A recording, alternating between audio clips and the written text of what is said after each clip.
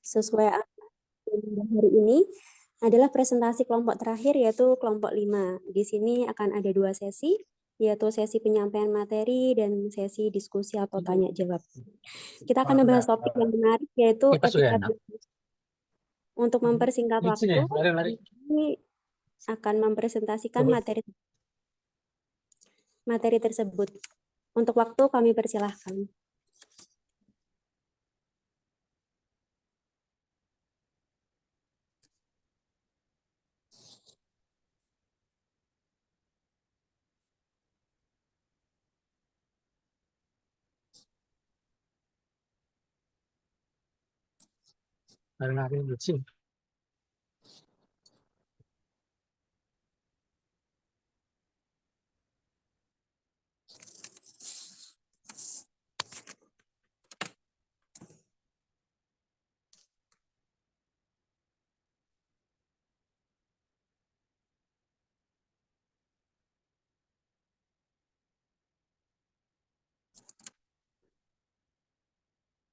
Maaf Pak, ada kendala teknis sebentar ya Pak ya.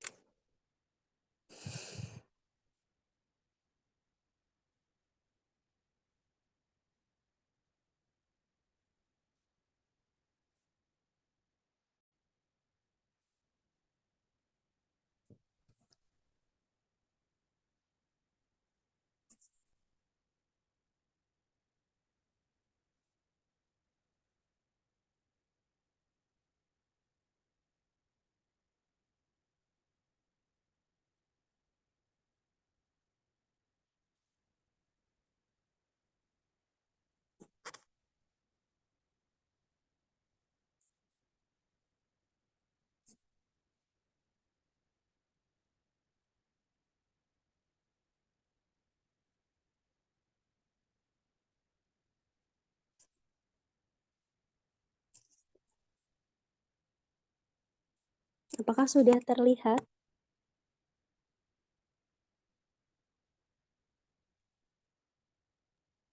Kurang besar, Mbak. Kurang besar Terlihat ya. kurang besar. Sudah, tapi kurang besar, betul.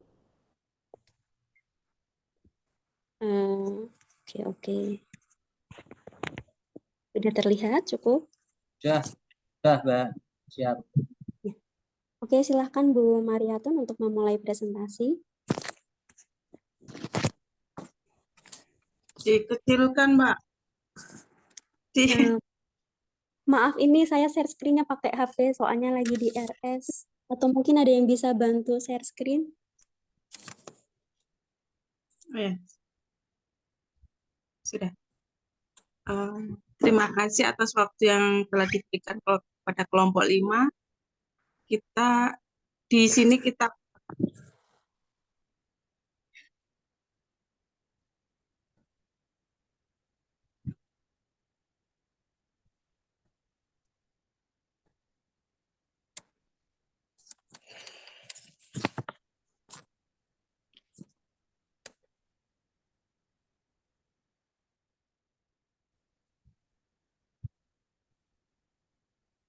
Bu Mariatun? ya. Aduh. Sebentar, Mbak. Nggak kelihatan. Nggak kelihatan ya? Kelihatan kok. Sudah, pas itu.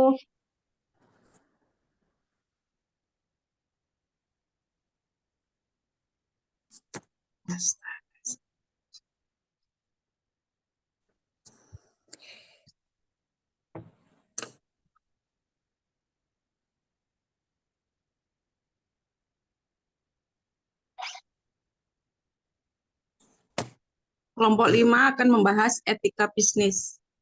Di sini kelompok 5 terdiri dari Bapak Daniel, Bu Ika, Bu Desma, saya sendiri Mariatun, Mbak Putri, Mbak Ika, Pak Kadi, Mbak Herlina, Bu Maria, Pak Domingus, Bu Edwarda, sama Pak Jauh.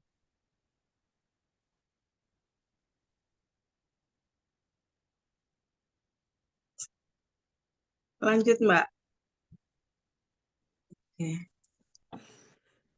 Etika berasal dari bahasa Perancis etiquette yang berarti kartu undangan. Dalam arti luas, etika adalah tata cara berhubungan dengan manusia lain. Etika sering disebut sebagai tindakan mengatur tingkah laku atau perilaku manusia dengan masyarakat. Tingkah laku perlu diatur agar tidak melanggar norma-norma atau kebiasaan yang berlaku di masyarakat, karena norma-norma atau kebiasaan masyarakat di setiap daerah negara berbeda-beda.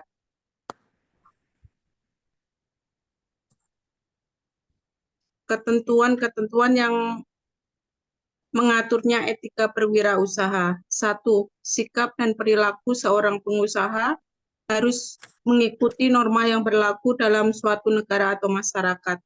2. Penampilan yang ditunjukkan seorang pengusaha harus selalu apik, sopan, terutama dalam menghadapi situasi atau acara-acara tertentu. 3. Cara berpakaian pengusaha juga harus sopan dan sesuai dengan tempat dan waktu yang berlaku. 4.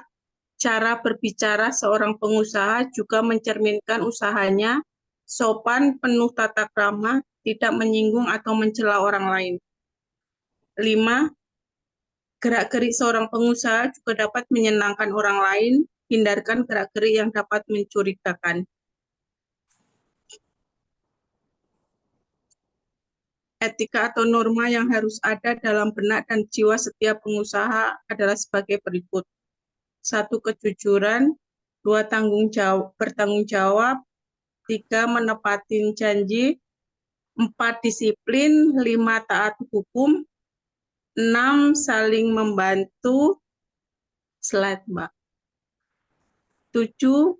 Komitmen dan menghormati. 8. Mengejar prestasi. Konsumen adalah setiap orang pemakai barang dan atau jasa yang tersedia dalam masyarakat, baik bagi kepentingan diri sendiri, keluarga, orang lain, maupun makhluk hidup lain, dan tidak untuk diperdagangkan. Selain itu, pengertian konsumen adalah setiap pengguna barang atau jasa untuk kebutuhan diri sendiri, keluarga, atau rumah tangga, dan tidak untuk memproduksi barang atau jasa lain untuk memperdagangkan Yang salah kembali. siapa? Bilang aja Yunus, kasih tinggal aja sudah bolanya, nanti aku ambil bolanya. Hak secara harfiah adalah Sama kayak sesuatu hal yang boleh didapatkan bola bulung. dan juga Bulung. tidak boleh didapatkan. Ya, Hal bilangnya ini- dia bulung tangkap. Hal ini berarti bahwa hak memiliki sikap, kebolehan yang tidak harus didapatkan oleh seseorang. Hukum perlindungan konsumen di dalam ketentuannya mengatur bahwa konsumen memiliki hak-hak tertentu yang diatur di dalam perundang-undangan yang berlaku. Undang-undang perlindungan konsumen sebagai landasan upaya hukum perlindungan konsumen memberikan pengaturan mengenai hak konsumen di dalam pasal 4 Undang-Undang Perlindungan Konsumen.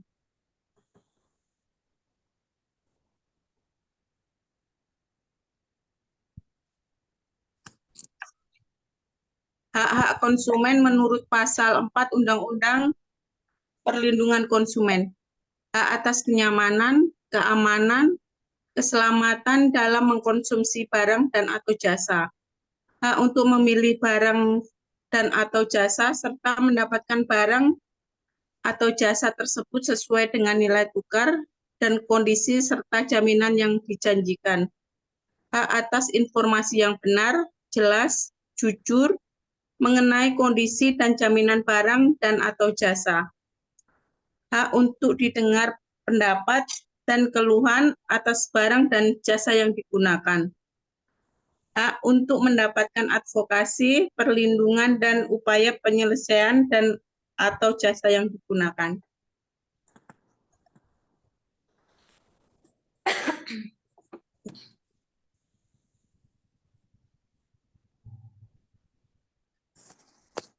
Hak untuk mendapatkan pembinaan dan pendidikan konsumen, hak untuk diperlukan atau dilayani secara benar dan jujur serta tidak diskriminasi, hak untuk mendapatkan kompensasi, ganti rugi, dan atau penggantian apabila barang dan atau jasa yang diterima tidak sesuai dengan perjanjian atau tidak sebagaimana mestinya.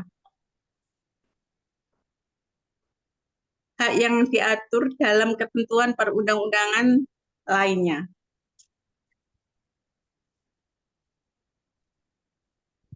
Kewajiban konsumen menurut pasal 5 Undang-Undang Perlindungan Konsumen.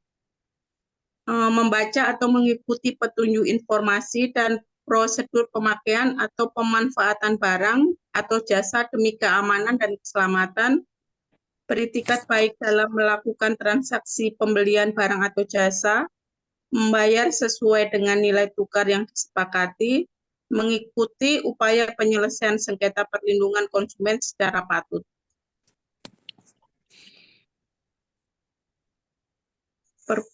Perbuatan yang dilarang bagi konsumen.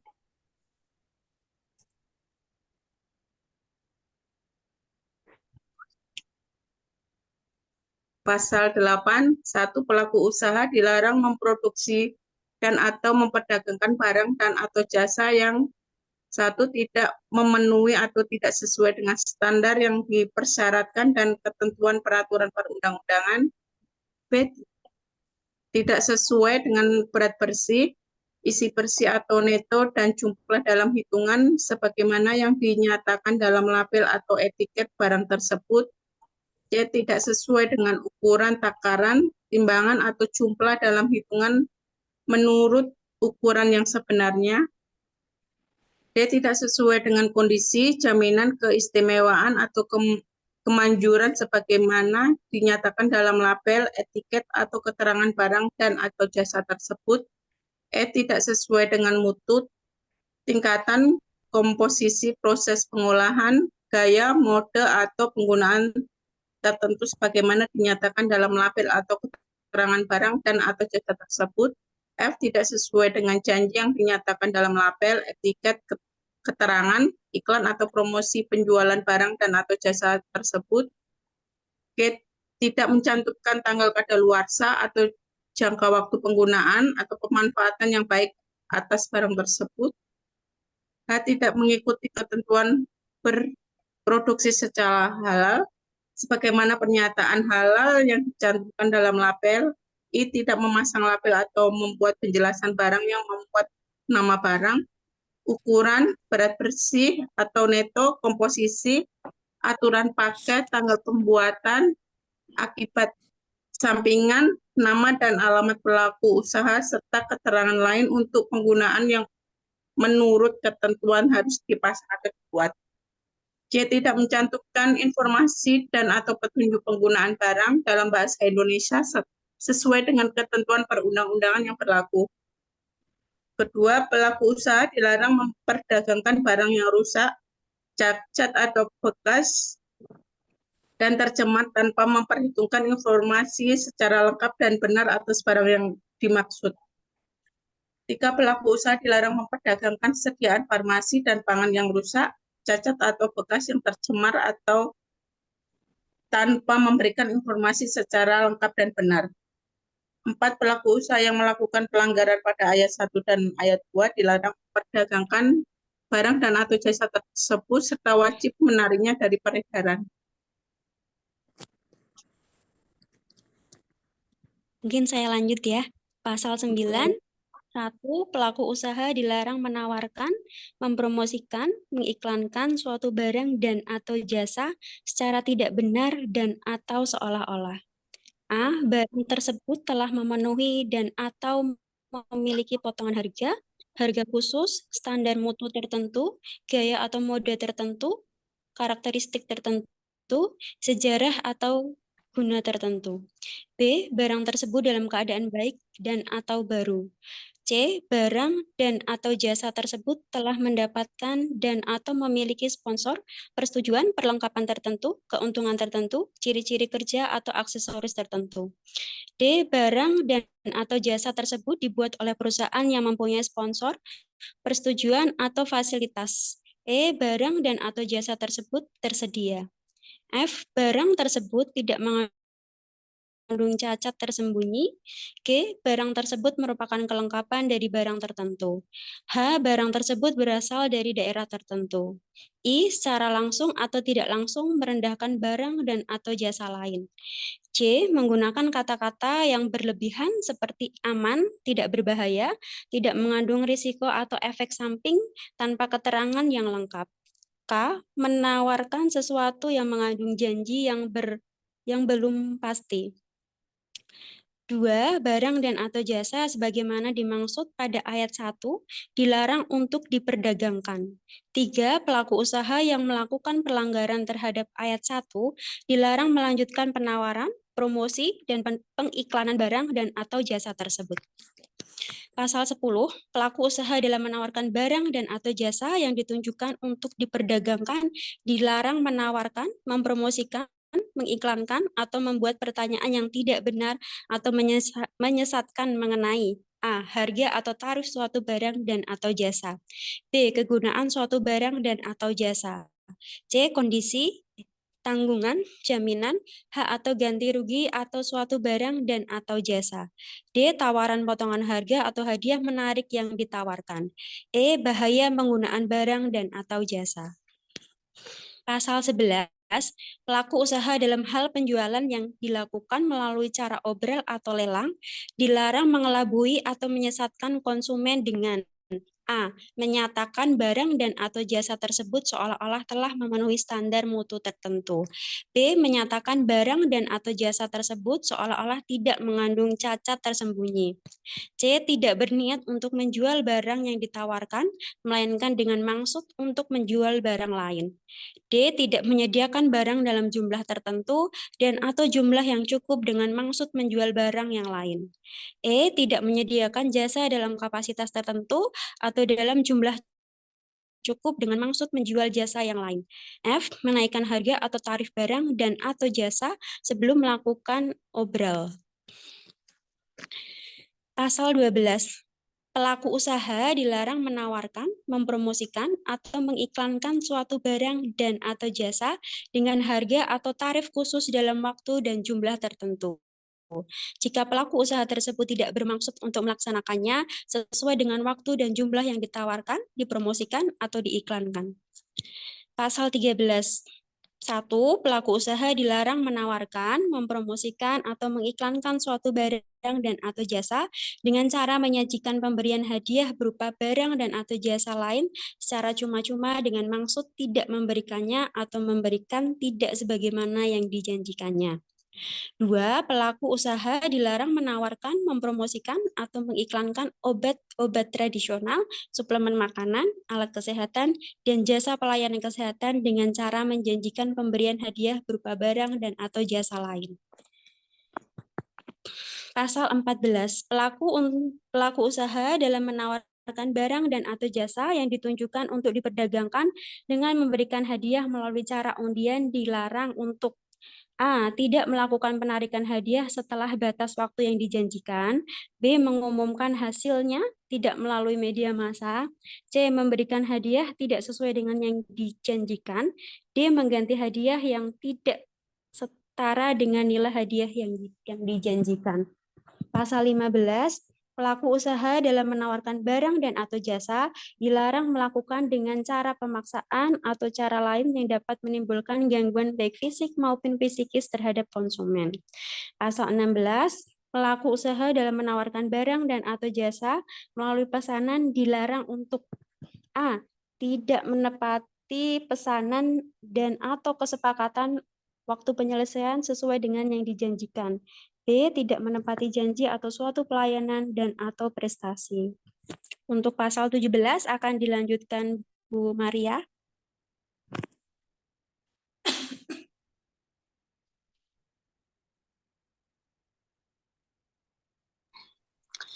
Ya, saya lanjutkan pasal 17. Yang pertama, pelaku usaha periklan dilarang memproduksi iklan yang A. mengelabui konsumen mengenai kualitas, kuantitas, bahan, kegunaan, dan harga barang, atau tarif jasa serta ketepatan waktu penerimaan barang dan atau jasa. B. mengelabui jaminan atau garansi terhadap barang atau jasa. C. Membuat informasi yang keliru, salah, atau tidak tepat mengenai barang dan atau jasa. D. Tidak memuat informasi mengenai risiko pemakaian barang dan atau jasa. E. Mengeksploitasi kejadian atau seseorang tanpa seizin yang berwenang atau persetujuan yang bersangkutan. F. Melanggar etika atau ketentuan peraturan perundang-undangan mengenai periklanan. Dan yang kedua, pelaku usaha periklanan dilarang melanjutkan peredaran iklan yang telah melanggar ketentuan pada ayat 1. Lanjut. Cara-cara mempertahankan standar etika. Yang pertama, menciptakan kepercayaan perusahaan. Dan yang kedua, kembangkan kode etik. Ketiga, jalankan kode etik secara adil dan konsisten. Yang keempat, lindungi hak perorangan. Dan yang kelima, adakan pelatihan etika. Yang keenam, lakukan audit etika secara periodik. Dan yang ketujuh, pertahankan standar tinggi tentang tingkah laku, tidak hanya aturan. Yang kedelapan, hindari contoh etika yang tercela setiap saat dan etika diawali dari atasan. Kesembilan, ciptakan budaya dan menekankan komunikasi dua arah. Dan yang kesepuluh, libatkan karyawan dalam mempertahankan standar etika.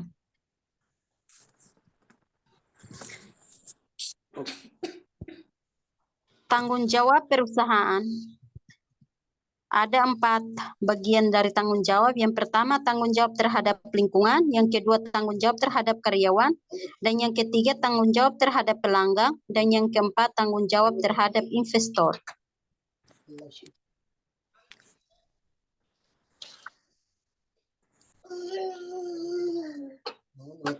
Keuntungan menjaga etika. Yang pertama, memiliki citra baik di mata pelanggan.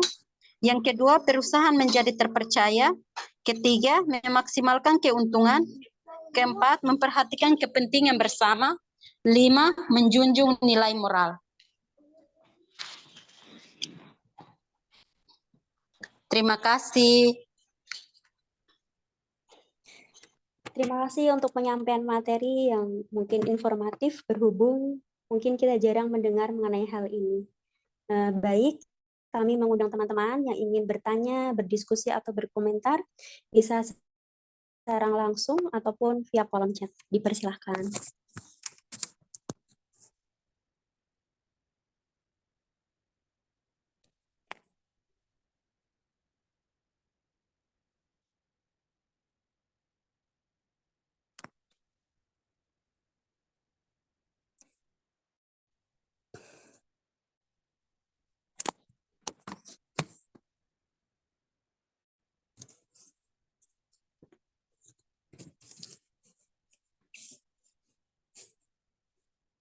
Sudah ada 2 pertanyaan di kolom chat. Yang pertama dari Pak Syahrir. Apabila ada suatu pengusaha memberikan diskon, namun sebelumnya sudah dinaikkan terlebih dahulu, harganya kemudian dibuat diskon seolah-olah diskon tinggi. Apa itu melanggar atau hak dari penjual atau pengusaha? Sering terjadi ya ini ya Pak ya. Kita lihat. Mungkin ada perwakilan dari teman-teman yang ingin menanggapi.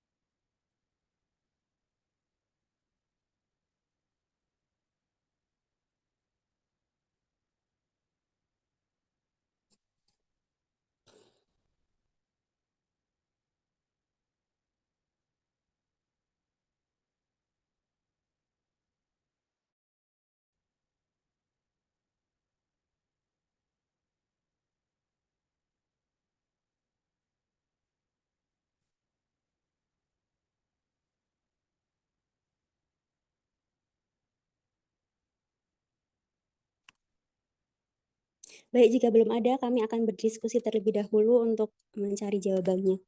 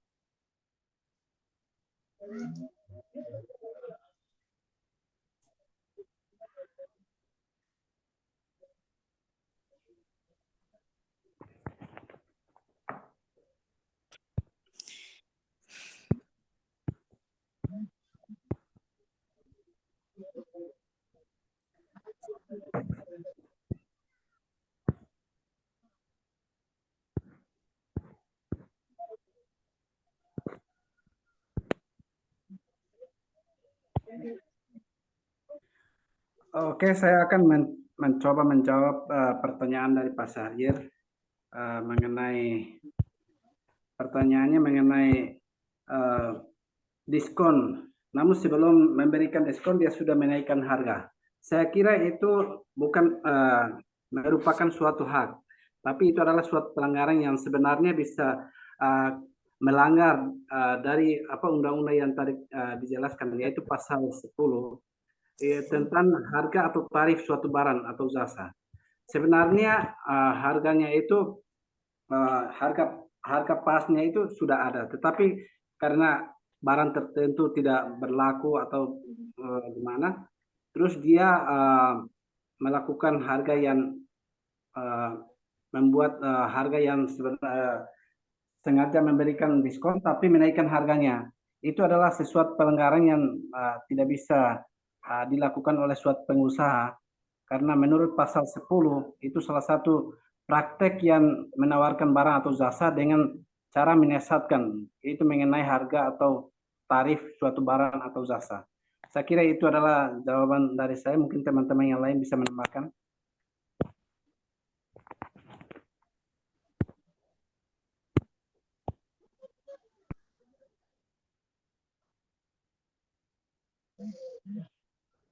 Bagaimana Pak Syahrir? Apakah sudah cukup? Kalau contoh kan mungkin bukan, kalau menurut saya, kalau Suaranya hilang Pak, maaf.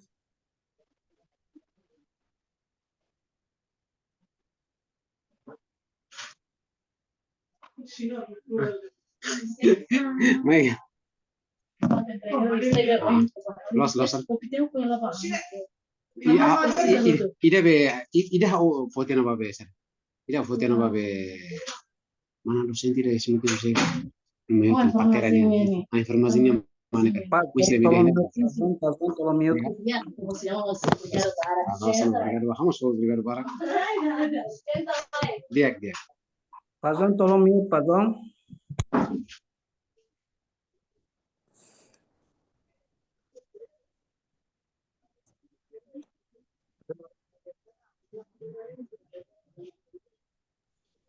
Pak Syarif, tolong ulangi pertanyaannya, kurang jelas tadi, suaranya hilang.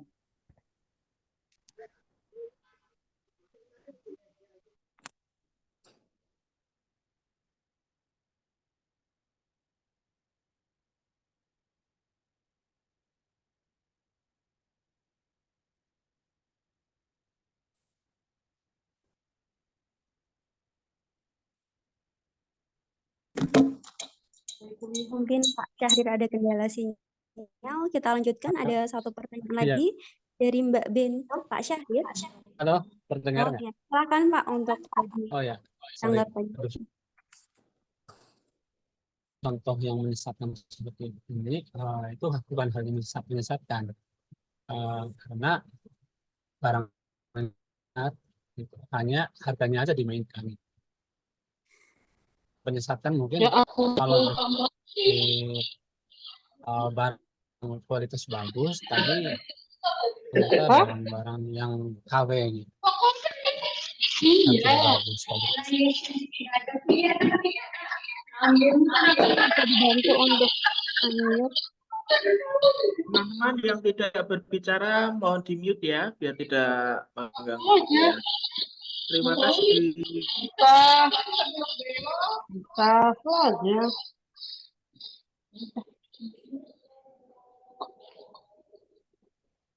Oke Pak Sahril, saya coba menjawab ya pertanyaan jenengan yang tadi yang menaikkan diskon itu cara tiba-tiba ya. Saya menambahkan aja ya.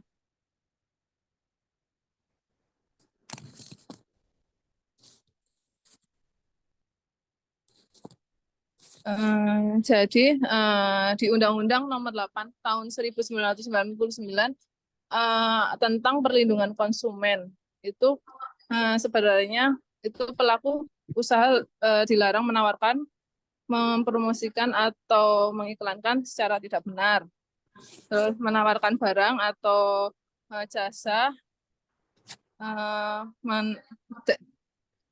membuat pernyataan yang tidak benar atau menyesatkan mengenai harga atau tarif suatu barang. Yang ketiga,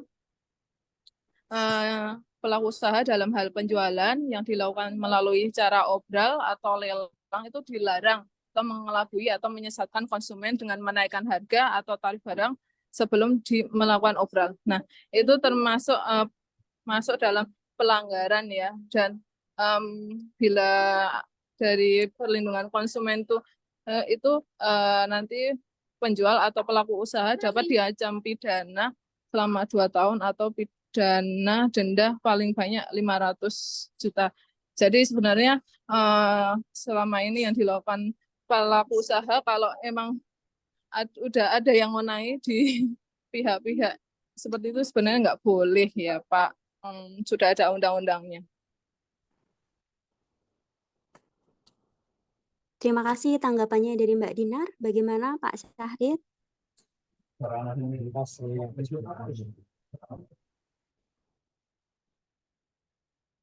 Oke, cukup ya.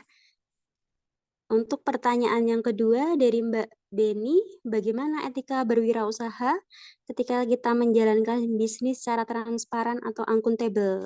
Nah, silakan teman-teman yang sudah menyiapkan jawabannya.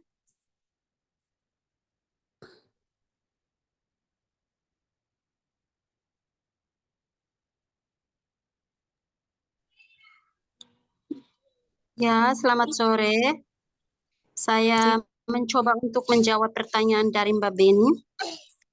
Di sini saya mencoba untuk menjawab pertanyaan tersebut. Misalnya, dalam suatu bisnis perlu ada transparansi dan etika. Transparansi dalam etika bisnis merupakan salah satu aspek yang mendasar bagi terwujudnya tujuan suatu perusahaan. Jadi, etika dan transparansi itu harus akuntabel untuk menentukan kesuksesan dalam suatu usaha dan kemudahan akses bagi pemangku kepentingan perusahaan demi menaikkan nilai perusahaan tersebut. Keterbukaan itu sangat penting dan merupakan dasar untuk kemudahan mendapatkan informasi, memberikan rasa adil dan aman bagi pemangku kepentingan perusahaan.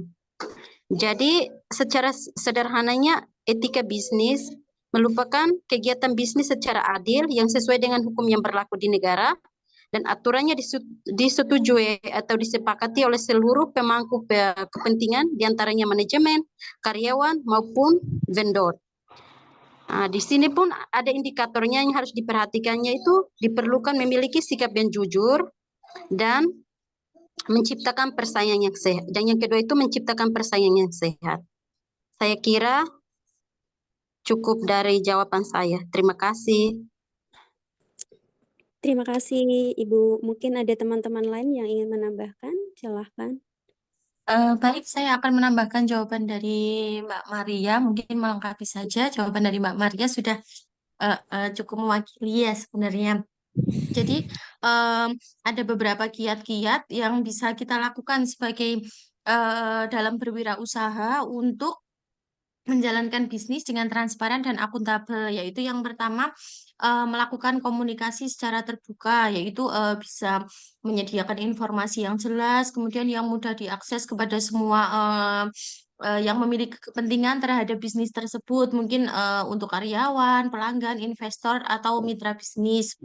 Kemudian yang kedua ada pelaporan keuangan yang akurat, yaitu selalu menjaga catatan keuangan yang lengkap dan akurat, memastikan laporan keuangan itu disajikan secara jujur sesuai dengan standar akuntansi yang berlaku, kemudian tidak melakukan manipulasi data keuangan.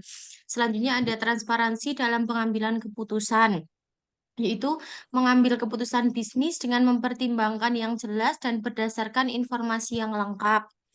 Kemudian selanjutnya tanggung jawab sosial dan lingkungan, yaitu bisa mengungkapkan dampak sosial dan lingkungan dari operasi bisnis, mengambil langkah proaktif untuk mengurangi dampak negatif dan melaporkan inisiatif keberlanjutan secara terbuka. Selanjutnya menjalankan etika dalam hubungan bisnis, yaitu menghindari konflik kepentingan dan menghormati hak-hak karyawan dan memastikan perlakuan yang adil serta setara. Selanjutnya, bertanggung jawab terhadap konsumen, yaitu memberikan informasi yang jujur tentang produk dan layanan. Mungkin seperti tadi yang ditanyakan oleh Pak Syahrir ya Pak, ya ini termasuk dalam kiat-kiat dalam agar menjalankan bisnis atau usaha itu bisa baik. Kemudian menanggapi keluhan dan masukan pelanggan dengan cepat dan secara profesional. Selanjutnya ada akuntabilitas dalam kepemimpinan, kepatuhan hukum dan regulasi, mematuhi semua peraturan dan undang-undang yang berlaku dalam operasi bisnis, kemudian menghindari praktik-praktik ilegal seperti korupsi atau suap. Selanjutnya secara rutin melakukan audit dan pemeriksaan internal dalam bisnis tersebut. Selanjutnya ada pembuatan pelaporan yang berkelanjutan mengungkapkan tentang kinerja lingkungan, sosial, dan tata kelola usaha atau perusahaan. Seperti itu mungkin untuk Mbak Beni yang bertanya apakah cukup jawaban dari kami? Cukup Mbak Desma, terima kasih.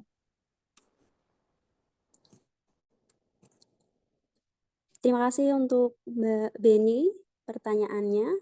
Terima kasih juga Mbak Risma untuk jawabannya. Jadi silahkan yang ingin bertanya bisa langsung tulis di kolom chat ataupun secara langsung.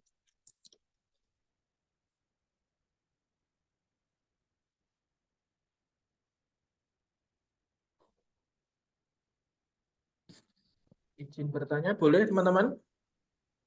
Oh, monggo Pak. Oke, saya mau tanya nih. Oh, Kalau etika bisnis di bidang kesehatan gimana? Bisa ada yang menjelaskan? Atau mungkin ada contohnya teman-teman? Terima kasih pertanyaannya Pak.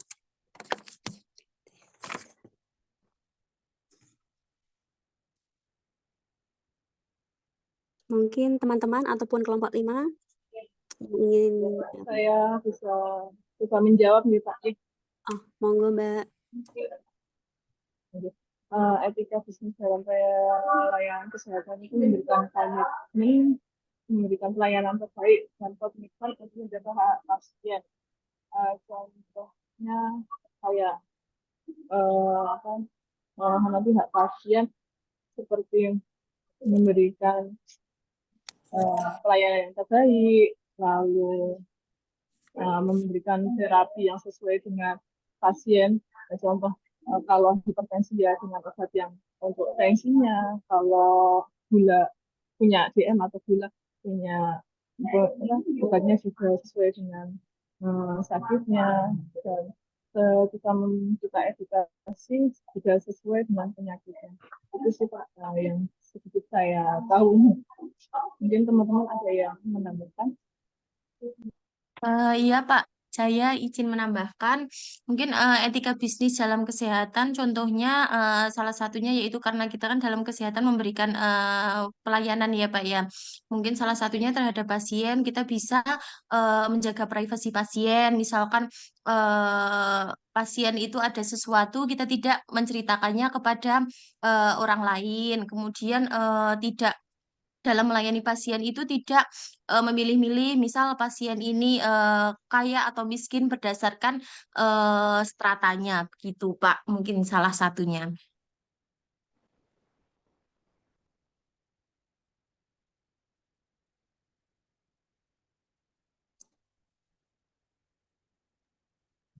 Saya juga ingin menambahkan, Pak. Ya, monggo Pak Puji. Etika bisnis di kesehatan adalah seperangkat aturan dan pedoman yang membimbing perilaku individu dan organisasi dalam bidang kesehatan. Contohnya termasuk menjaga kerahasiaan pasien, memberikan perawatan yang adil dan setara, dan menghindari konflik kepentingan. Dalam penjelasan yang lebih jelas, etika bisnis di kesehatan adalah tadi, terus ini mencakup berbagai aspek, Pak, termasuk etika dalam penelitian, etika dalam perawatan pasien, dan etika dalam pengelolaan organisasi kesehatan. Juga sebagai contoh, etika bisnis di kesehatan termasuk menjaga kerahasiaan tersebut, memberikan perawatan yang adil dan setara, menghindari konflik kepentingan. Misalnya, dokter harus menjaga kerahasiaan pasien mereka dan tidak boleh membagikan informasi pasien tanpa izin pasien. Selain itu, dokter harus memberikan perawatan yang adil dan setara kepada semua pasien tanpa memandang ras, agama, jenis kelamin, atau status sosial, ekonomi. Akhirnya dokter harus menghindari konflik kepentingan, yang berarti mereka tidak boleh menerima hadiah atau uang dari perusahaan farmasi yang mereka rekomendasikan kepada pasien tersebut. Terima kasih, Pak. Terima kasih Pak Puji. Mungkin teman-teman yang lain mau menambahkan, boleh. Mau Oke. menambahkan. Oke, silakan.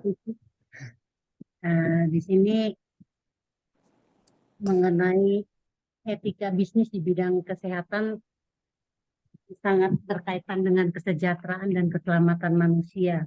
Jadi ada pun beberapa etika bisnis yang harus kita terapkan dalam industri kesehatan itu bisa contohnya mengenai satu, kejujuran dan transparansi. Di sini kita memberi informasi mengenai prosedur medis, risiko, dan biaya yang harus disampaikan secara jujur kepada pasien.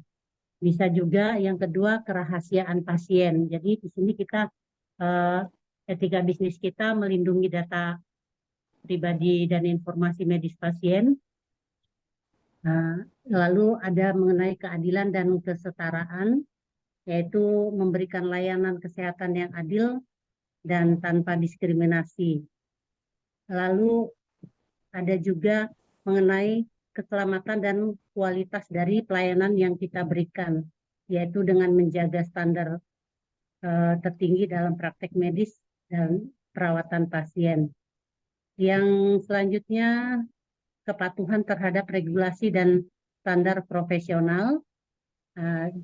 Lalu mengenai tanggung jawab sosial. Di sini kita berpartisipasi dalam kegiatan mempromosikan kesehatan kepada masyarakat seperti vaksin, kampanye kesehatan, dan pendidikan kesehatan. Ada juga integritas dalam pemasaran dan promosi. Nah, di sini kita diharapkan apabila mengiklankan produk itu atau layanan kesehatan secara etis, tidak menyesatkan atau melebih-lebihkan manfaatnya, harus sesuai lah dengan memang apa yang bermanfaat bagi kesehatan. Selanjutnya menghindari benturan kepentingan. Nah, menghindari situasi di mana kadang keputusan medis ini mempengaruhi insentif finansial atau kepentingan pribadi dari layanan bisnis kesehatan yang kita berikan. Nah, dengan menerapkan beberapa prinsip-prinsip etika ini, pelaku bisnis di bidang kesehatan bisa menjaga integritas dari profesional dan membangun kepercayaan antara tenaga kesehatan dengan pasien, dan juga dapat berkontribusi secara positif terhadap kesehatan masyarakat. Itu saja, terima kasih.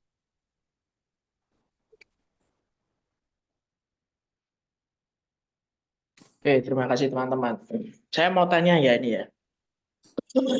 Jadi tadi teman-teman menyampaikan bahwa kita tidak boleh memberi kepada mungkin perawat, kemudian mungkin dokter ya. Benar nggak di rumah sakit nggak boleh memberi ya teman-teman ya?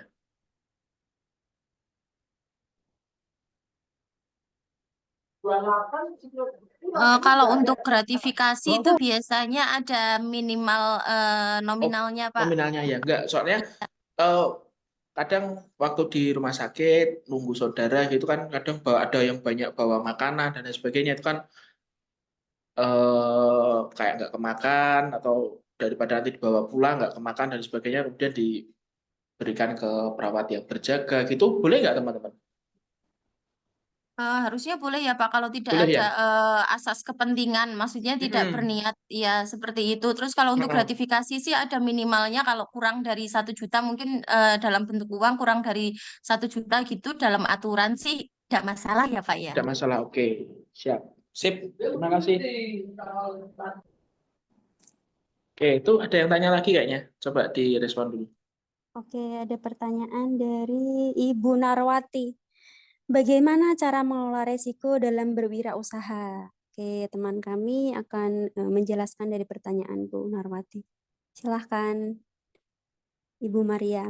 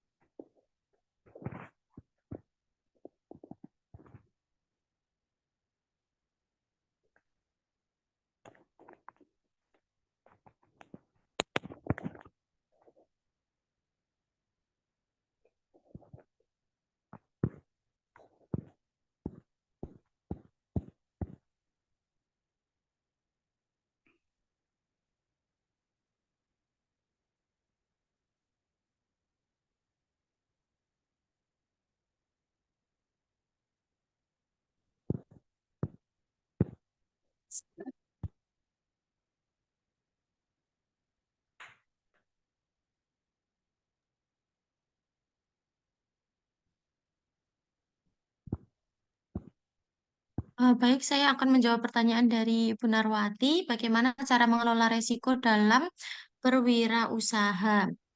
Ya, jadi untuk mengatasi resiko usaha yang bisa diterapkan itu yang pertama membuat rencana, yaitu rencana tersebut harus memuat detail target yang ingin dicapai baik dari segi operasional, keuangan atau pemasaran. Selanjutnya membuat perencanaan manajemen resiko.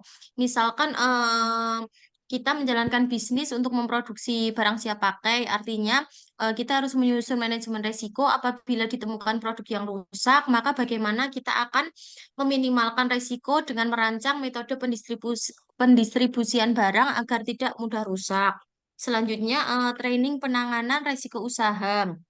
Training ini terkait penanganan resiko usaha dan cara mengatasi resiko usaha bagi SDM itu dapat meminimalisir resiko usaha. SDM yang terlatih dan terbiasa menerapkan strategi menangani resiko usaha akan lebih siap dan cepat tanggap. Selanjutnya, memperbarui strategi manajemen resiko. Seiring berkembangnya waktu, perlu dilakukan untuk meminimalisir resiko usaha karena setiap usaha yang akan berjalan pasti resikonya akan semakin bertambah juga ya Bu ya. Selanjutnya, menjalankan rencana bisnis sesuai dengan rencana yang sudah kita buat di awal.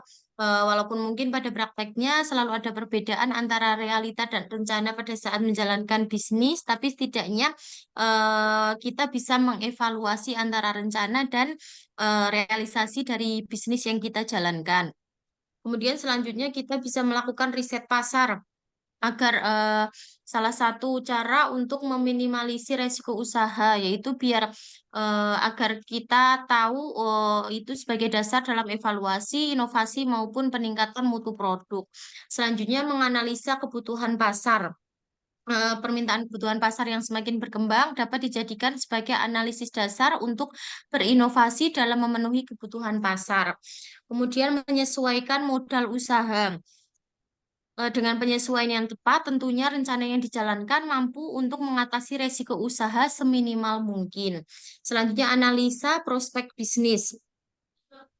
Hal tersebut dapat digunakan sebagai usaha meminimalisir resiko dan juga mengatasi resiko usaha dalam jangka pendek maupun panjang. Selanjutnya, memiliki sebuah aplikasi manajemen, yaitu di sini agar tercatat semua apa yang sudah kita jalankan dalam bisnis kita sehingga kita bisa melakukan evaluasi dari awal sampai akhir agar kita bisa mengetahui kekurangan-kekurangan kita dalam berusaha dan dapat meminimalisir resiko dalam usaha kita, gitu Bu Narwati.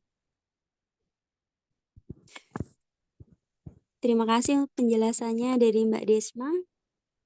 Bagaimana Bu Narwati, apakah sudah cukup?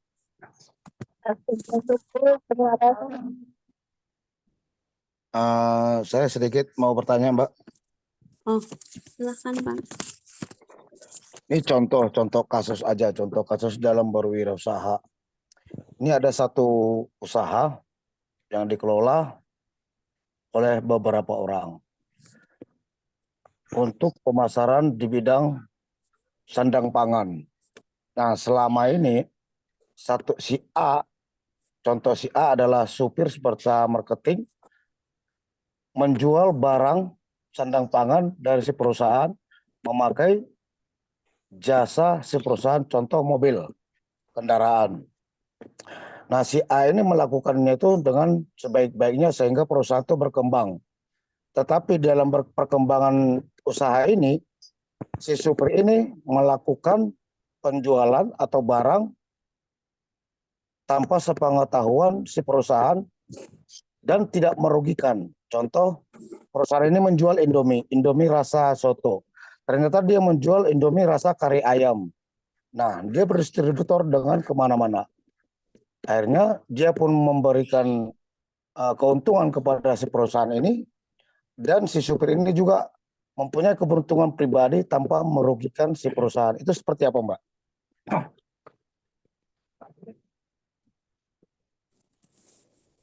Maksudnya itu sudah ada dalam perjanjian belum ya Pak ya sebelumnya? Tidak ada perjanjian memang, hanya saja si supir ini artinya memakai berwirausaha tanpa modal. Itulah artinya tanpa modal. Nah, modalnya hanya kendaraan si perusahaan aja. Tetapi selama ini si perusahaan pun tidak dirugikan dalam hal seperti ini. Barang-barang si perusahaan ini tetap terjual dengan baik dan berkembang. Dan si A selama ini juga telah menjual produk tanpa sepengetahuan si perusahaan, tapi maju itu loh. Itu seperti apa tanggapannya?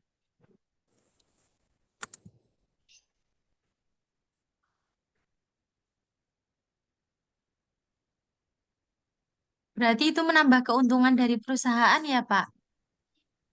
Ya, tetap menambah keuntungan perusahaan. Contoh ya saya bilang ya. Contoh, dia memakai kendaraan ini, tetap dia mengisi bensin atau bensin lah ya, terutama BBM untuk melakukan transaksi. Dan dia disuruh perusahaan ini juga mendistribusikan barang-barang perusahaan dan berkembang. Nah, tetapi dalam mendistribusikannya itu, si supir ini juga mendistribusikan barangnya dengan memakai kendaraan si perusahaan itu sendiri. Tetapi sama sekali tidak dirugikan. Itu seperti apa?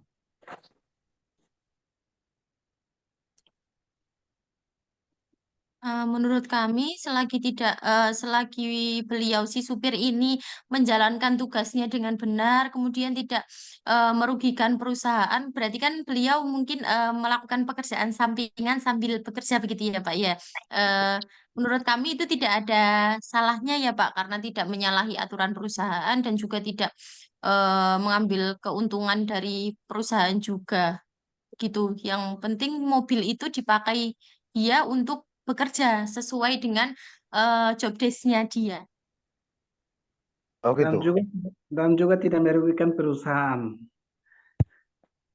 Tetapi kan yang saya ketahui ada tadi pasal-pasal berapa saya itu juga orang lupa itu, orang ingat juga itu.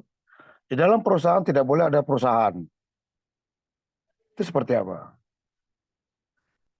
Itu mungkin lebih ke penjualan pribadi ya Pak ya. Maksudnya bukan perusahaan. Jadi kayak usaha pribadi supir tersebut kan tidak tidak membangun PT di dalam PT begitu Pak. Iyalah, contohnya itu kan tidak boleh mendirikan usaha baru lagi kan seperti itu. Artinya kan itu bagi saya sih sangat merugikan kalau saya tuh buang itu manusianya. Saya karena kesepakatan kerja pun sudah ada kan begitu. Kenapa tidak merugikan? Iya, Kan makanya itu seperti itu. saya tadi tanya kepada Pak John Ivan, ada nggak di perjanjian sebelumnya begitu Pak? Kalau Nah, misal di perjanjian awal sudah ada, ya berarti beliau menyalahi perjanjian tersebut. Berarti beliau salah gitu. Tapi kalau dari awal memang tidak ada perjanjian yang menyebutkan, ya sah-sah saja menurut saya. oh gitu. Atau mungkin ada yang mau ditambahkan dari yang lainnya.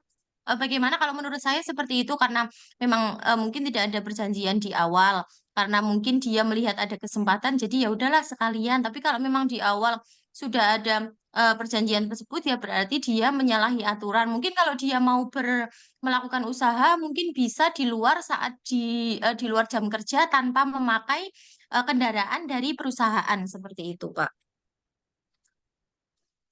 Mohon maaf.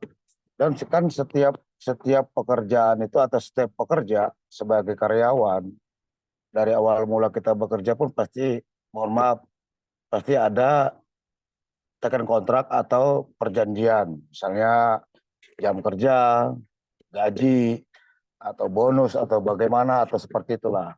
Hanya saja yang saya pertanyakan tadi itu kan gitu dia. Kalau masalah dia di luar jam kerja tidak di luar jam kerja sama nih mengiringi jam kerja dia untuk mendistributorkan gitu loh. Hanya saja dia punya bahan atau dia punya barang distributor yang tidak terdaftar di perusahaan itu sendiri tapi dia jual. Kan begitu, karena dia punya channel sendiri dalam distributor yang lain.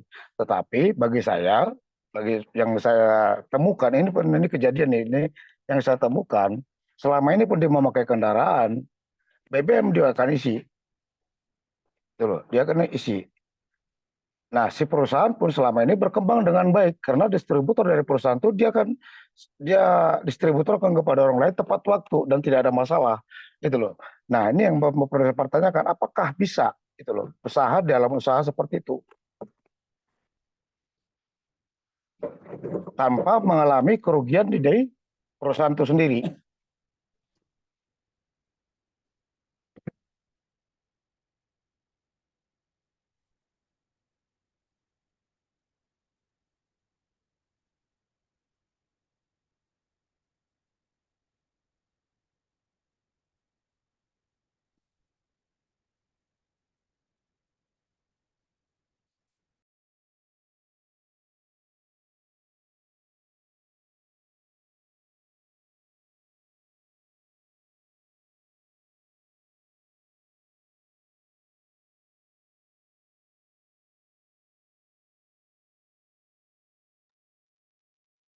Mungkin itu sama halnya dengan kita kan bekerja sebagai perawat ya Pak ya. Kita bekerja sebagai perawat, perjanjian kita bekerja juga sebagai perawat, ada jam kerjanya.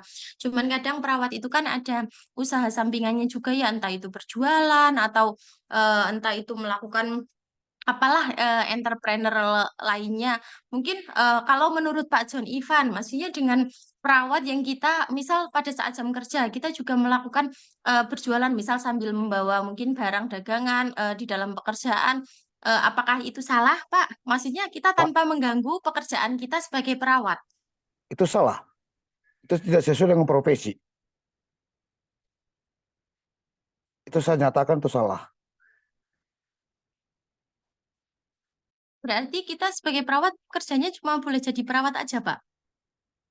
Kalau di jam kerja Anda sebagai perawat, Anda akan layani pasien itu dengan mutu pelayanan yang terbaik dalam waktu yang ditentukan oleh perusahaan itu sendiri. Selain daripada itu, Anda tidak bisa. Di luar daripada jam kerja, Anda silakan melakukan apa saja. Mau jadi tukang atau mau jadi apa, silakan.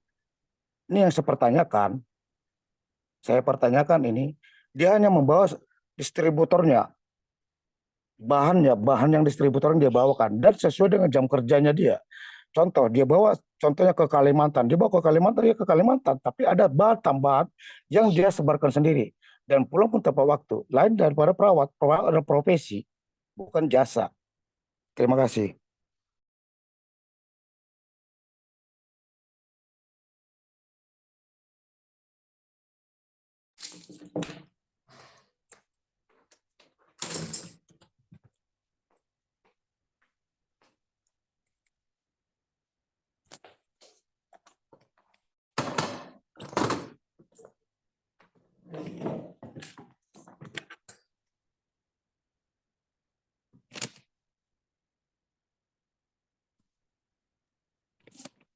Oke, saya izin masuk, bisa? Siapa? Oke, menarik ya teman-teman ya. Mungkin yang dimaksud oleh Pak John Ivan itu adalah contoh. Contoh dulu saya sebelum jadi dosen saya kan sales teman-teman. Saya sales mobil ya, sales mobil kebetulan di brand Nissan dan Datsun. Kemudian posisi saya adalah sales resmi dari Nissan dan Datsun. Kemudian saya juga menjual produk lain selain atau di luar dari Nissan dan Datsun. Seperti itu ya Pak John Ivan ya. Analoginya mungkin hampir sama seperti itu ya Pak. Ya Pak, silakan Pak. Nah, menurut etika kalau itu memang nggak boleh ya teman-teman ya, karena kita membawai sebuah brand tertentu, kita bekerja sebuah brand tertentu, namun kita menjual produk yang lainnya. Sebisa mungkin kalau kita mau menawarkan produk itu ya yang kita tawarkan adalah produk kita sendiri atau produk yang di mana tempat kita bekerja. Kalau kita sudah menjual produk lain untuk keuntungan pribadi, maka itu juga termasuk dalam pelanggaran etika. Gitu sih tanggapan saya, Pak.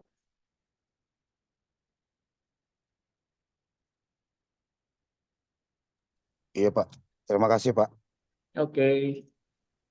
Baik, terima kasih Pak. Terima kasih Pak Jaya untuk penjelasannya. Oke. Ada yang mau Lagi? ditanyakan lagi atau cukup? Saya kira cukup ya teman-teman ya. Nanti materi saya nggak selesai nanti. Baik, Nanti Iya Pak, malah iya Pak. dilihat ya. nanti, oke? Ber- Siap. Berarti kita tutup untuk presentasi. Sekian, terima kasih teman-teman untuk yang sudah berpartisipasi. Semoga materi ini bermanfaat. Untuk waktu kami kembalikan kepada Pak Jaya. Terima kasih. Oke, terima kasih teman-teman presentasinya dan diskusi yang sangat menarik. Seru sekali diskusinya. Jadi kita bisa tahu ya, kita membahas tentang etika bisnis. Kita membahas tentang etika. Namun di luar sana masih banyak sekali profesi-profesi atau pekerjaan-pekerjaan itu yang mana mereka itu tidak atau melanggar etika. Contoh banyak kok teman-teman di dunia pendidikan aja deh. Di dunia pendidikan pun juga banyak loh orang-orang yang atau pendidik atau dosen yang mereka yang bisa dibilang menjadi apa ya, bisa dibilang menjadi joki lah, kasarannya seperti itu. Nah, itu adalah tindakan yang bisa dibilang, teman-teman, maaf saya terima telepon dulu ya. Wait.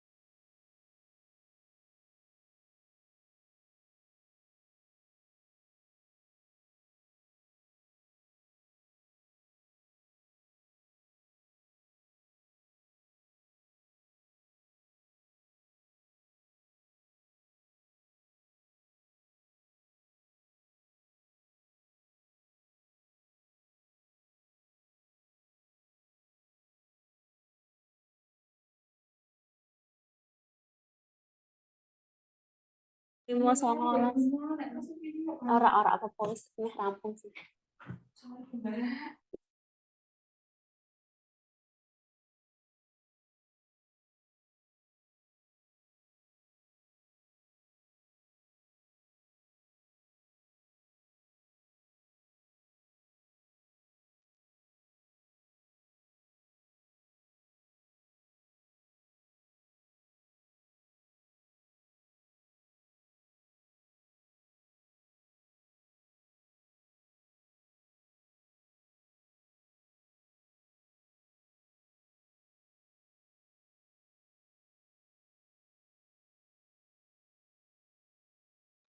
Sorry ya, baru ada telepon.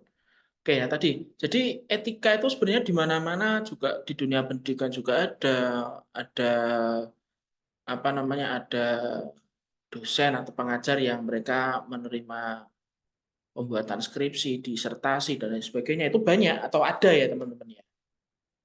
Nah, kalau dari diri saya pribadi sendiri, memang saya dari awal sudah saya disampaikan oleh mentor saya, kalau jadi dosen, ya kalau memang gajinya hanya segitu ya disyukuri. Nanti kita cari sambilan yang lain atau kita cari unit usaha yang lainnya. Jangan sampai kamu menjadi joki, karena itu sama saja kamu memperkosa dunia pendidikan. Nah, itu adalah pesan yang selalu saya ingat oleh mentor saya dulu juga di UNU, tapi sudah pindah ke universitas lain. Nah, itu banyak teman-teman di dunia pendidikan, apalagi di dunia penjualan, itu sangat banyak yang tindakan-tindakan yang kurang beretika. Oke, saya masuk materi, izin share ya, PPT ya.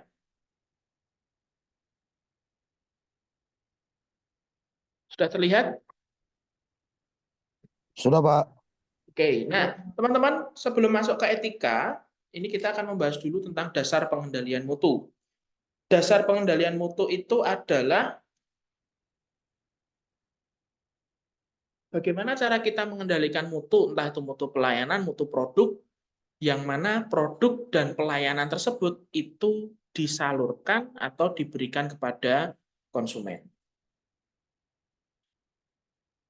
Nah, sistem pengendalian ini diperlukan agar dapat mencapai sasaran dengan baik dan meminimalkan adanya penyimpangan. Ya, penyimpangan itu termasuk dari penyimpangan etika yang kita bahas tadi. Jadi, pengendalian ini bisa ada 3 tahap ya teman-teman. Bisa di awal, bisa di tengah, dan bisa di akhir. Nah, sistem pengendalian ini adalah sistem pencatatan hasil dari waktu ke waktu. Contoh, kalau di dunia penjualan. Di dunia penjualan, katakanlah bulan pertama itu targetnya 200 produk. Nah, di akhir bulan kemudian dievaluasi, dikendalikan. Oh, ternyata achieve nih, bisa mencapai 200 produk. Oke, clear. Bulan kedua, targetnya masih 200 produk. Ternyata kok hanya bisa menjual 180 produk.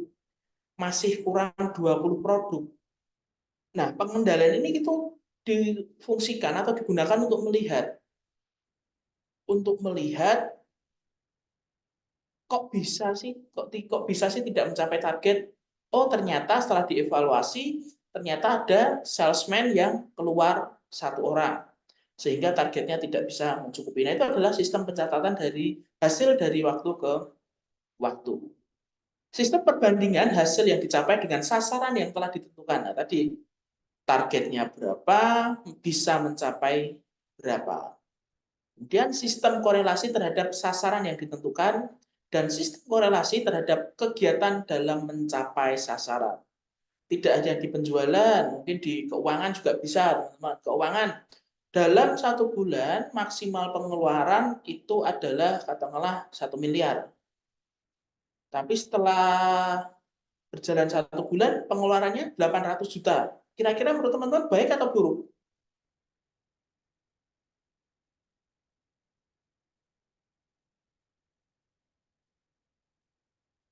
Kira-kira gimana? Menurut teman-teman baik atau buruk? Target pengeluaran 1 miliar, tapi cuma bisa atau cuma mengeluarkan 800 juta. Menurut teman-teman itu baik atau buruk? Bagus atau enggak? Bagus, Pak. Bagus ya, karena bisa menghemat kurang lebih 200 juta.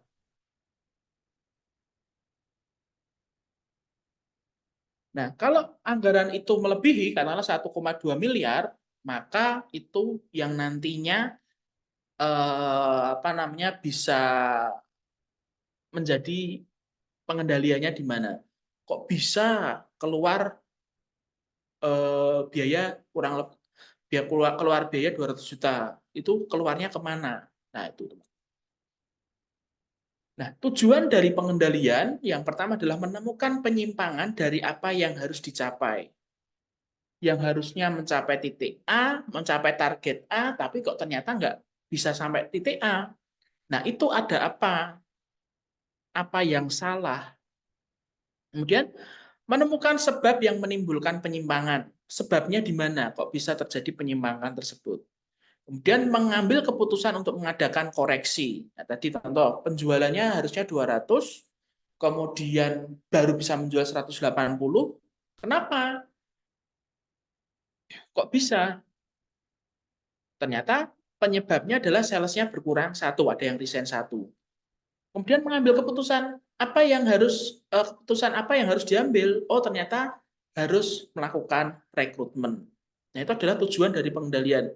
Menemukan kesalahan, menemukan penyebab kesalahan tersebut, dan memutuskan apa solusinya. Nah, pelaksanaan pengendalian ini bisa dilakukan oleh pelaksana sendiri atau melalui rapat pimpinan. Kalau dilakukan oleh pelaksana sendiri itu berarti oleh orang yang bersangkutan. Mereka mengevaluasi dirinya sendiri, mengevaluasi pekerjaannya sendiri, atau lewat rapat pimpinan. Oleh supervisornya, oleh direkturnya, oleh manajernya. Nah, pelaksanaan pengendalian. Yang pertama adalah perencanaan. Perencanaannya dibuat seperti apa, kemudian pelaksanaannya nanti seperti apa, dilakukan pengendalian. Kalau dalam pengendalian itu dilihat ternyata aman-aman saja, berarti langsung diteruskan ke tahap selanjutnya. Jika ada permasalahan, ada kendala, atau ada penyimpangan, maka akan dilakukan feedback. Dilakukan timbal balik ke perencanaan. Kira-kira apa yang harus direncanakan? Kira-kira apa yang masih kurang? Nah, itu tadi adalah perencanaan ya teman-teman ya. Pengendalian. Kemudian yang berhubungan dengan pengendalian adalah mutu dan kualitas. Mutu atau kualitas itu adalah kesesuaian dengan pemakai. Apakah produk yang dibeli itu sudah sesuai belum dengan harganya? Katakanlah kalian beli mobil nih, beli mobil mobil Brio. Katakanlah harga 180 juta. Setelah dinaiki, ternyata nggak enak, berisik, dan lain sebagainya. Wah, ini harusnya harganya nggak 180, ini harusnya 150 juta. Nah, itu adalah kesesuaian dengan pemakai. Apakah sesuai nggak, worth it atau enggak dengan harga yang dibeli. Kemudian contoh kalian, teman-teman, beli nasi goreng, harganya 55.000. Ternyata setelah dirasakan, ya rasanya hampir sama dengan nasi goreng harga 15.000. Nah, itu sesuai nggak dengan harga? Nah, kalau menurut Deming, mutu atau kualitas itu adalah keseragaman produk yang dapat diprediksi. Berarti ini dari pengendalian yang ada dalam perusahaan. Mengendalikan sistem produksi. Kalau menurut Juran, kesesuaian produk dengan penggunaan. Nah, kalau menurut Deming, ini ada, teman-teman mungkin tahu ya, di dalam perusahaan itu pasti ada divisi yang namanya QC atau Quality Control. Nah, itu adalah divisi yang menjaga kualitas dari produk tersebut atau dari produk yang dijual. Nah, kalau menurut Juran, ini adalah produk yang digunakan. Sebenarnya hampir sama, tapi dalam sisi yang berbeda.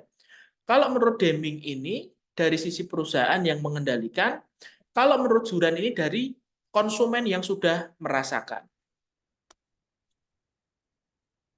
Kemudian pengertian dari kualitas atau mutu. Ada dari Philip Crosby. Kualitas itu tidak terikat dan kualitas itu tidak ada batasannya. Kualitas disesuaikan dengan permintaan. Permintaan itu adalah berarti kapasitas keuangan yang dimiliki oleh konsumen. Maksud ada orang punya budget 180 juta minta beli cash Innovary Born, ya kan nggak mungkin ya teman-teman ya. Berarti kalau punya uang 180 juta ya disesuaikan uangnya untuk beli atau bisa membeli mobil yang jenis apa. Kemudian sistem pelaksanaan mencegah penyimpangan kualitas dan standar cacat nihil. Nah, kalau cacat ada produk cacat dan produk cacat itu diterima oleh konsumen, apa yang terjadi?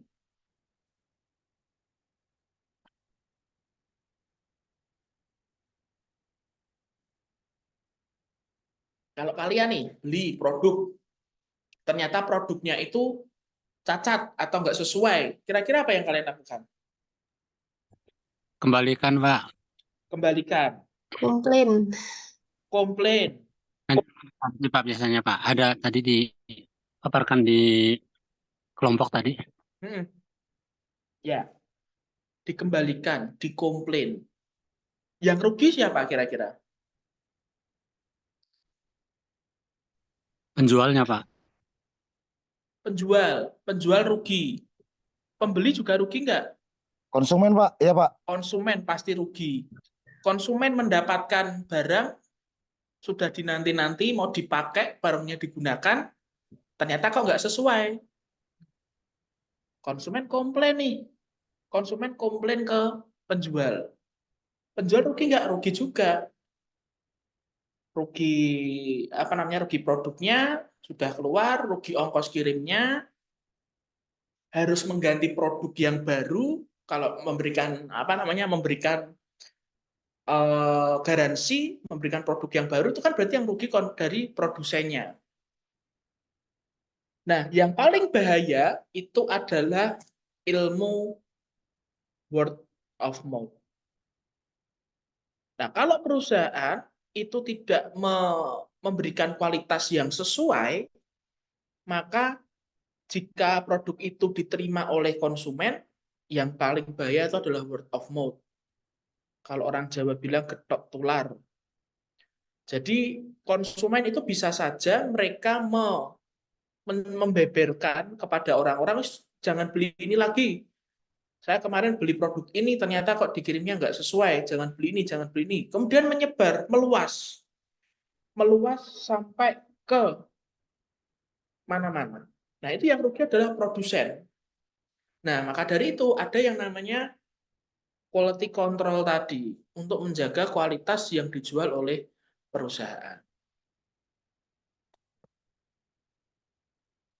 Nah, kemudian pengertian kualitas atau mutu, ini yang pertama adalah kualitas dari produk, atau quality. Kualitas dari produk sudah jelas ya, produk yang dijual harus berkualitas dan harus tidak ada cacatnya atau tidak ada kekurangannya. Ada kualitas dari biaya. Kualitas dari biaya ini berarti produk tersebut itu sesuai dengan budgetnya. Kalau beli nasi goreng 15.000 ya sesuaikan. Kalau beli nasi goreng 35.000 ya harusnya lebih enak, mungkin isinya lebih banyak, tempatnya lebih bagus. Nah, itu kualitas dari biaya yang dikeluarkan oleh perusahaan. Ada lagi kualitas pengiriman. Apakah pengirimannya cepat? Apakah pengirimannya aman? Apakah pengirimannya sesuai, tepat waktu, tepat lokasi, atau tidak. Itu adalah kualitas dari pengiriman atau delivery. Kemudian kualitas dari keselamatan. Apakah masyarakat atau pengguna itu aman dari produk yang digunakan. Jangan sampai mungkin ada kosmetik ya, ada kosmetik klaimnya aman untuk ini. Ternyata setelah digunakan kok ternyata nggak aman. Itu adalah kualitas dari keselamatan. Dan ada kualitas dari moral. Kalau kualitas dari moral itu biasanya dari bagaimana kita sebagai perusahaan itu menanggapi komplain dari pelanggan. Karena pernah saya komplain ke pelanggan kok malah saya yang dimarahi sama penjualnya. Padahal untuk bukti video sudah ada, komplainnya sudah jelas, ternyata malah saya yang dimarahi oleh penjualnya. Itu adalah kualitas moral. Oke, sampai sini dulu. Ada yang mau ditanyakan, teman-teman?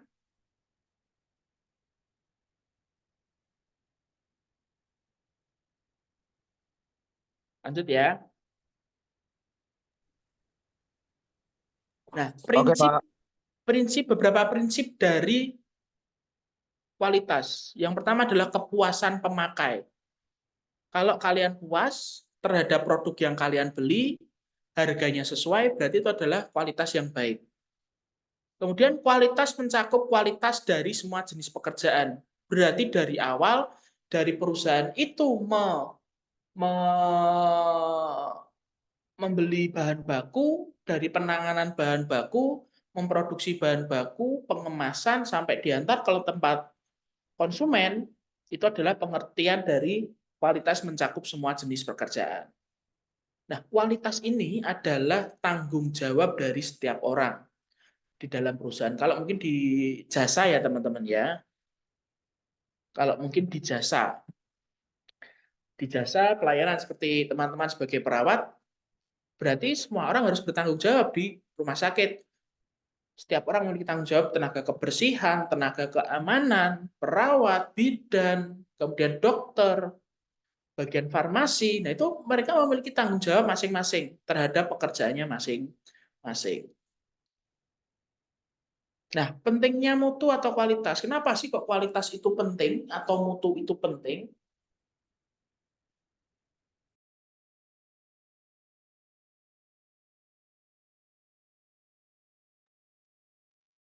Karena kualitas itu adalah bagian dari reputasi perusahaan. Perusahaan itu pasti memiliki, masing-masing perusahaan pasti memiliki reputasi ya, memiliki reputasinya masing-masing. Nah, reputasi dari perusahaan ini bisa dilihat dari kualitas produknya, kualitas pelayanannya. Kemudian penurunan biaya. Nah, tadi yang disampaikan oleh teman-teman tadi, kalau kalian punya dapat produk yang cacat, berarti produk tersebut harus dikirimkan kembali ke produsen atau ke pengusaha atau ke penjualnya. Penjual harus packing lagi produk yang baru, harus mengirimkan produk tersebut kembali, ada biaya kirimnya. Nah, itu adalah menambahkan biaya. Yang ketiga adalah peningkatan pangsa pasar. Pangsa pasar itu adalah seberapa besar produk atau jasa itu menguasai produk-produk tertentu. Contoh kalau Indomie, ada mie sedap, ada Sarimi, contoh ya. Kalau Indomie, pangsa pasarnya itu 60%, 70%. Berarti 70% orang yang dari keseluruhan orang yang mengkonsumsi mie instan itu adalah mereka makan produk Indomie. Kemudian ada mie sedap 20%, ada Sarimi 10%. Itu adalah pangsa pasar. Nah, kalau perusahaan menjual produk yang berkualitas, nah tadi sebaliknya teman-teman, kalau konsumen mendapatkan produk yang tidak berkualitas dan kecewa, maka mereka akan menyampaikan kepada lingkungannya bahwa nggak usah beli produk ini, nggak usah beli produk ini, karena saya kemarin beli ternyata kok kualitasnya jelek. Kemudian kalau konsumen itu puas terhadap pelayanan kita, puas terhadap produk kita, maka mereka akan cerita juga, besok kalau mau beli produk ini ke situ ya, karena saya kemarin beli kok ternyata produknya bagus. Kemudian pertanggungjawaban produk terhadap terhadap masyarakat. Karena itu adalah pentingnya dari kualitas. Tanggung jawab produk terhadap kualitas yang diberikan oleh perusahaan. Kemudian selanjutnya dampak internasional. Kenapa dampak internasional? Karena produk yang berkualitas, produk pelayanan yang berkualitas itu bisa menjadi jembatan bagi perusahaan yang ingin berkembang multinasional ya. Perusahaan multinasional adalah perusahaan yang mereka memiliki kantor atau memiliki distributor resmi atau memiliki pabrik sampai ke luar negeri. Kemudian, kenapa pentingnya mutu dan kualitas? Yaitu penampilan produk atau jasa. Produk yang berkualitas pasti memiliki penampilan atau tampilan yang baik. Dan mutu itu yang dirasakan oleh pembeli atau konsumen. Nah, sistem pengendalian mutu bisa berdiri sendiri dan bisa bagian departemen, bagian yang bersangkutan. Contoh bagian keuangan sendiri, bagian sales sendiri itu mereka melakukan pengendalian mutu, atau bisa dari departemen sendiri. Mungkin teman-teman ada auditor, kalau di bagian keuangan ya ada audit. Nah, audit itu biasanya dari eksternal atau internal, teman-teman?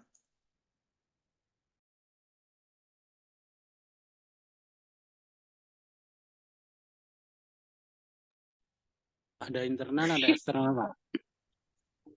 Ya namanya sudah nggak kerasan, repot mau dipaksa ya.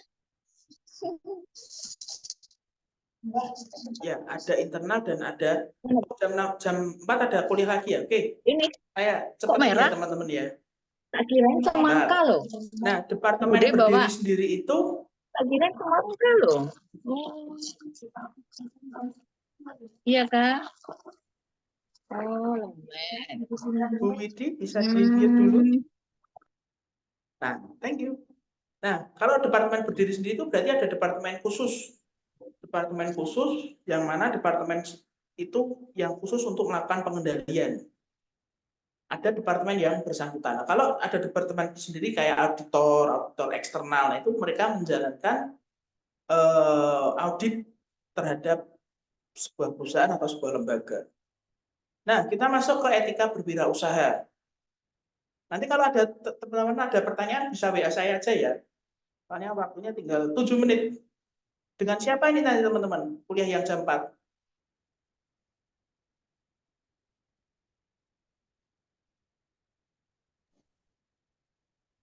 Oke. Nah, konsep dari etika ini merupakan studi tentang benar salah dan pilihan moral yang dilakukan orang dalam berwira swasta atau berwirausaha. Keputusan etik adalah sesuatu yang benar tentang perilaku standar. Jadi sesuai, perilakunya sesuai. Dan etika bisnis atau etika manajemen adalah penerapan standar moral dalam bisnis. Jadi ada standarnya. Nah, etika bisnis ini menurut Zimmer ya, ada sopan santun, ada terus terang, tidak menipu atau mencuri, mengedepankan integritas, memiliki prinsip, hormat, jangan bermuka dua, kemudian menepati janji, bisa dipercaya, amanah, loyal pada keluarga, teman, dan kolega, fairness, keadilan, terbuka, dan toleransi, perhatian terhadap orang lain, dan menghormati hak dari orang lain. Ini adalah gambaran besar etika bisnis di dalam sebuah lembaga, dalam sebuah institusi, atau dalam sebuah perusahaan.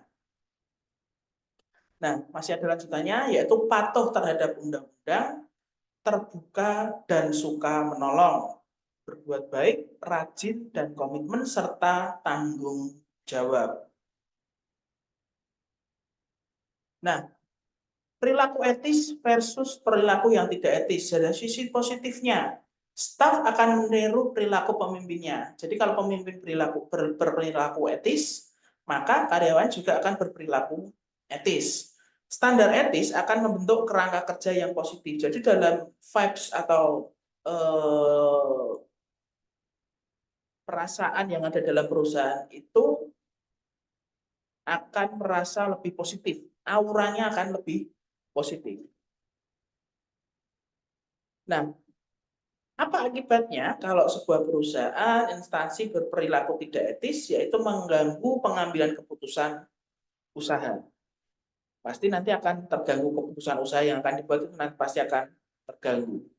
Dapat dituntut dengan undang-undang mengenai perlindungan konsumen, serta bisnis tidak akan mampu untuk bertahan dalam jangka panjang karena tadi dituntut dan viral. Kalau sekarang kan gampang banget ya viral ya, gampang banget viral. Nah kemudian bisa saja perusahaan itu akan down, berada pada posisi perusahaan yang bangkrut lah, bisa hampir dibilang bangkrut lah, karena penjualan juga akan menurun. Nah, keuntungan dari menjaga etika, yang pertama adalah timbul kepercayaan dari konsumen, dari supplier, dan semuanya.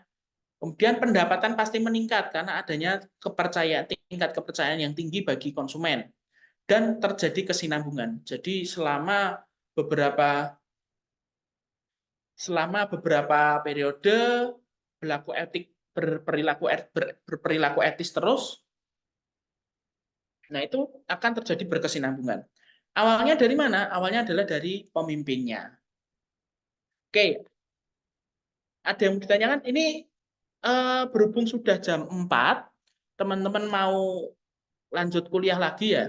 Lanjut kuliah lagi. Dengan siapa teman-teman? Keperawatan HD, Pak. Dengan dosennya siapa? Pak Nugroho, Pak. Oh, Pak Nugroho. Oke, berhubung nanti teman-teman jam 4, ini dibantu absen kan bisa nggak, Mbak Nina? Oh, iya Pak, baik. Nanti minta tolong diabsenkan siapa yang nggak hadir ya. Nggih, Pak. Biar nggak terlalu lama. Oke, teman-teman bisa dinyalakan dulu untuk kameranya. Saya screenshot untuk di perkuliahan.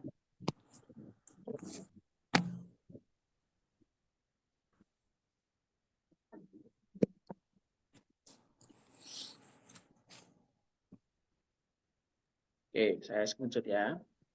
1, 2, 3. Oh, saya senyum nggak kelihatan ya, ada apa singanya ya.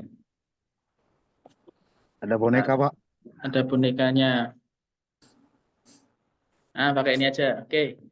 1, 2, 3. Oke.